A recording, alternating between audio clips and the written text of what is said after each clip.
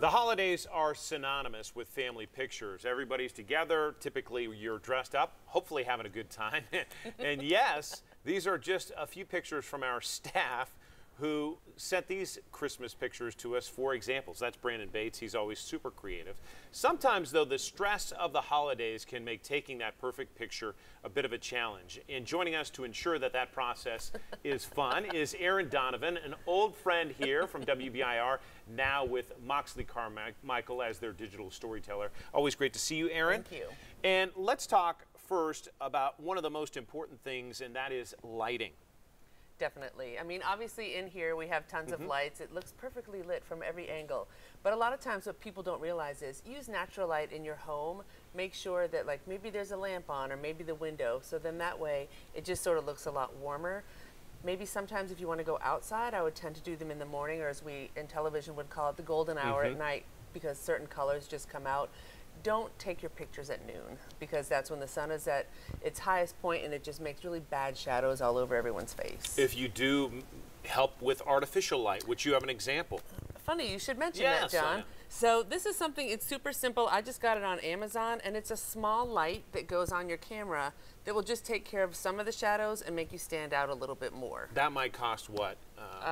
It was under $20. Perfect. And you also have some other examples of being steady with your picture, because a lot of times we're a bit out of focus or a bit at an angle. Well, and sometimes you don't want to have to go ask your neighbor to take a picture of everybody. I brought these. They look like a little bit like they're from The Incredibles or something like that. But they're super easy to just sort of bend and put anywhere. So if you wanted to put it on the tree, put it in the window, maybe around a banister or something like that, it's really easy. And then they have smaller ones, and then the one on the end is a suction cup, and that's more for a GoPro, but I know they make them for phones as well. That just keeps it steady. And also, you also have another example here of an Insta photo. Yeah, we'll take one of Foxy's. Where's Foxy? Oh, did he leave? He's right there. That's Luke, I didn't but we even can grab turn it him. on. Sorry, Luke. Yeah, so it's super simple, and everyone loves to use these, but the biggest problem is that it doesn't work right now.